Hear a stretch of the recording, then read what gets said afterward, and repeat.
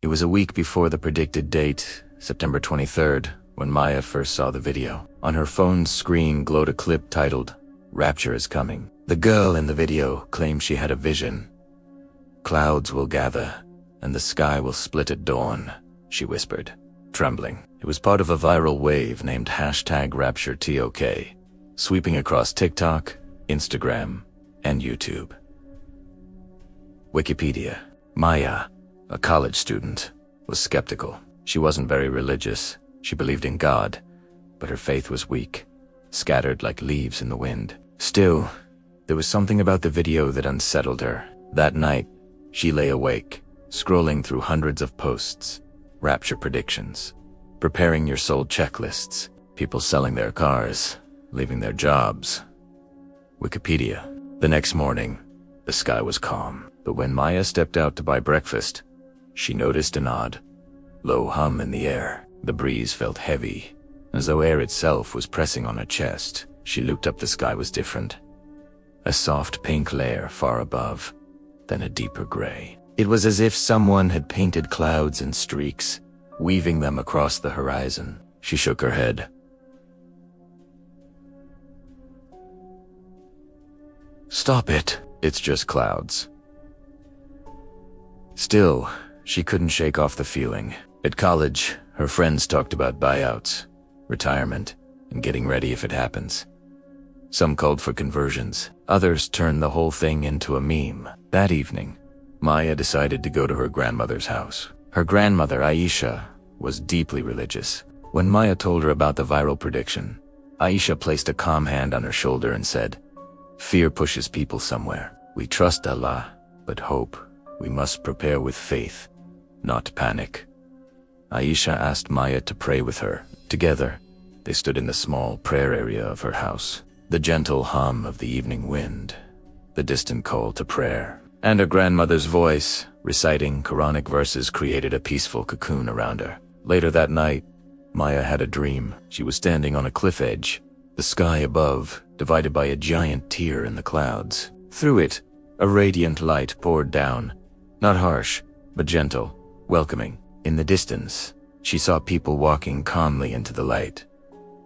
Some wept, others smiled in relief. She tried to speak, but no words came out. Then her grandmother's voice echoed in her ears. "Be ready, not in fear, but in faith." Whence awoke, her heart was pounding. The room was silent, but the dream felt real, like a memory, not imagination. Over the next few days, the world went crazy.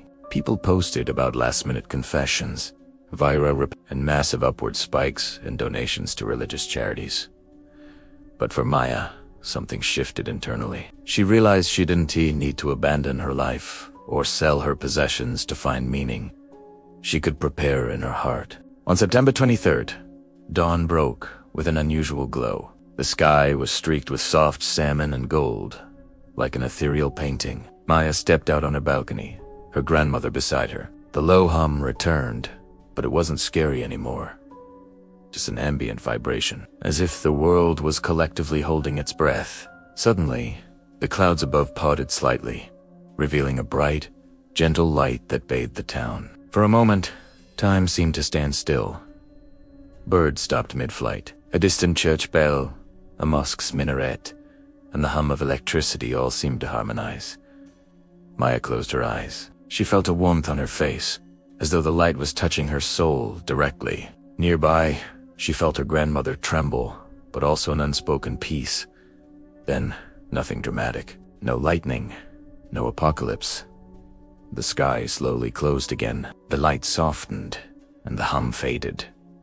People around her whispered, "Was that it?" Others wept. Some laughed in relief. Many simply stared, not sure what to feel. Maya's grandmother gently squeezed her hand. "Maybe this was the test," she said quietly. "Not whether the world ends, but whether you were ready in that moment." Maya understood.